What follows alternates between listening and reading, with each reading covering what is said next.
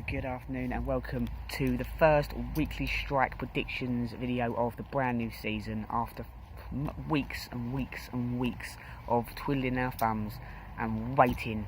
It's finally back. The Premier League is back, and it's back on a Friday night. Absolutely buzzing. There's some cracking games this weekend, so let's just crack on with the first game of the season. Arsenal, they host Leicester City at the Emirates tonight. 7:45 kick-off on Sky Sports 1. This is a difficult one. Arsenal haven't exactly got the greatest record on the opening day of the season. They've only won one of the last 7, so it's not been a fantastic time. First game of the season for Arsenal. I do think they will be too strong for Leicester tonight. I think Lacazette, once he starts scoring goals, not that first goal, he'll be a key player for Arsenal. Kolasinac, I think he's a bit of a beast. I mean, I was very impressed with him at the Emirates Cup and the Community Shield last week. And I think with the Community Shield, I think that's definitely a stepping stone, a confident stepping stone for Arsenal. You know, they're on a bit of a roll at the moment. As for Leicester, they were pretty poor last season. I don't think they can get much worse than they were at parts of last season. They have bought some good players in. I mean, that Kylian Iheanacho of Manchester City, £30 million I think they paid for him. They will score goals and they will cause problems tonight for Arsenal. I do think Arsenal will be too strong, so I'm going to be a little bit bold, and I think Arsenal will win the game by 3-0 live on Sky Sports 1 tonight. Tomorrow, the early kick-off the first game of tomorrow is Watford. They host Liverpool at Vicarage Road, and I'm not sure whether you know this. You probably do. It was breaking news on Sky Sports earlier on. Philippe Coutinho has handed in a transfer request to Liverpool, and that's a massive blow. After FSG come out and said he's not for sale for any price, he's come out and done that. It's a massive blow. I mean, he's a key player. Liverpool have not had the best transfer market. I know they bought Mo Salah off of Roma for 13 million, and they bought Solanke in, who's a very good player, but they've missed out. Keita of Leipzig, they haven't got him over the line. Virgil van Dijk, they haven't got him over the line.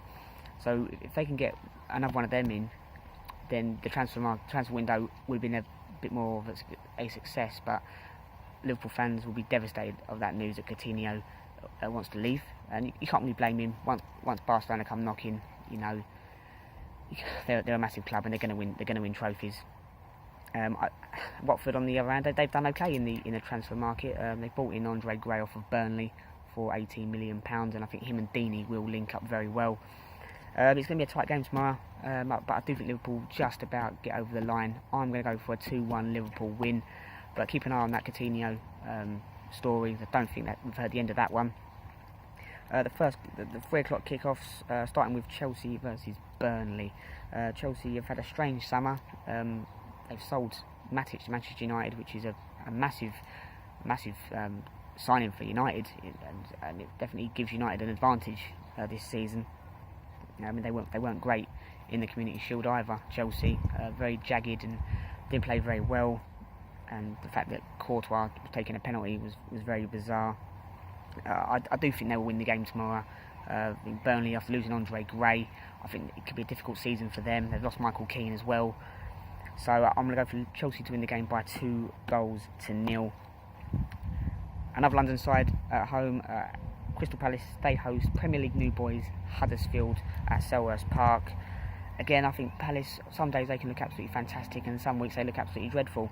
I do think they'll win the game tomorrow. I'm going to go for a 2-0 Crystal Palace win there. Everton, they host Stoke, and this is a very, very big season for Ronald Koeman. They've spent an awful lot of money and brought some good players in, don't get me wrong, but if they can get that Sigurdsson deal over the line, it'll take their spending to over 200 million, and when you're spending that sort of money, you've got to try and push for the Champions League. So I think, it's a big season for them. As for Stoke, well, this could be a difficult season for them. They've lost some key players. Glenn Whelan's gone, a bit of a fan favourite, a bit of a warrior. They've lost Jonathan Walters again, a bit of a warrior, a bit of a battler, and Burnley are after Ryan Shawcross as well. So if they lose him, that's 3 key players they would have lost. I will put Stoke in the relegation area. I do think they're going to struggle this year, and I think they're going to struggle tomorrow against Everton. I'm going to go for a 3-0 win for the Toffees. Southampton, they host Swansea at St Mary's. This is a tough one to call. I mean, Paul Clement done a very good job last season of keeping Swansea in the Premier League. And if they sell Sigurdsson, I think they could struggle. They are after Wilfred Boney to get him back, so that could be good news for them. Southampton, I mean, Virgil van Dijk he doesn't want to play for them anymore, so it's very difficult to keep a player that's not happy. And I think Southampton would rather sell him to anyone other than Liverpool. I can't call this one. I'm gonna say a 1-1 draw at St Mary's. I can't separate. I think it's gonna be a difficult game for both sides. I'm gonna go for 1-1. West Brom, they host Bournemouth at the Hawthorns. I'm a massive fan of Eddie Howe and a massive fan of Bournemouth. And they've brought in some good players in. I mean, if you look at Jermaine Defoe, wherever he goes, he scores goals. And I think Bournemouth will win this game by 2-1. They've got some good players in. I think they've got Boric in goal. They've got some good players in. So I'm going to say 2-1 Bournemouth at the Hawthorns. And the 5:30 kick-off, I never thought I'd ever say this, Brighton are in the Premier League and they're hosting Manchester City tomorrow at the Amex. What a cracking game this is going to be. I do think City will win the game overall, but I think Brighton will cause them problems. They've brought in some decent players. David Pröpper, he's a good player.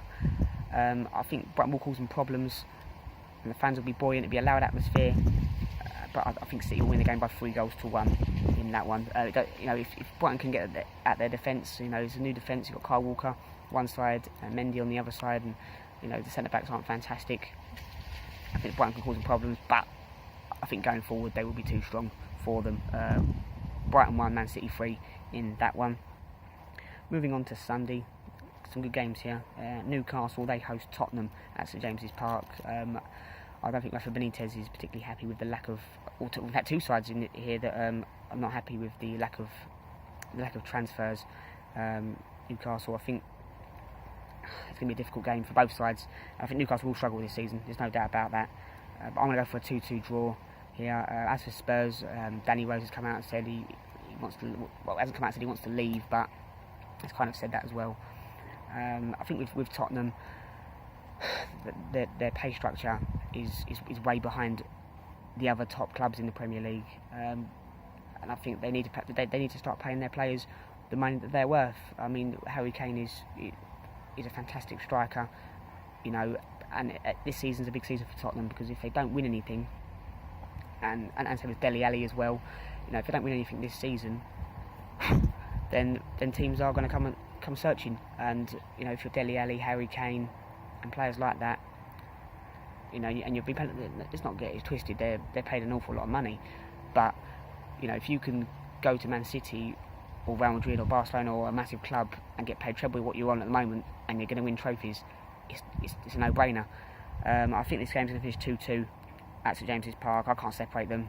I mean, last time Newcastle played Spurs at St James's Park, we all know what the score was there. 5-1. Yeah, I know. Great day.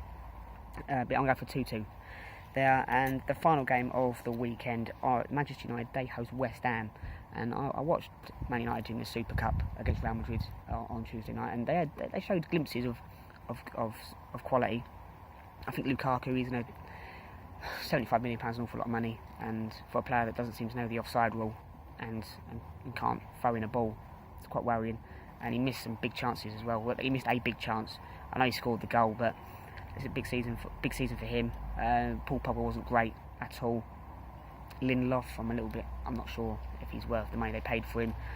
As for West Ham, they've done some good business. They brought Joe Hart in. He's a quality keeper. They brought Zabaleta in, who brings experience. They brought Arnautovic from Stoke, who's a creative player and scores goals. And they brought Hernandez, who wherever he goes, he scores goals. I think this is a tough one to call, actually. Originally, I wrote down Man United to win the game 2-1, but doing this video, I'm swaying a little bit. I'm going to say 1-1. I've changed my mind. I think West Ham, they're going to cause problems to Man United, especially Hernandez and Arnautovic from set pieces as well. So I'm going to go Man United 1, West Ham 1 for the open. Then they are the games for the opening weekend of the Premier League season. What are your predictions? Put them in the comments below, and have a good weekend. Thank you very much. Come on the Arsenal.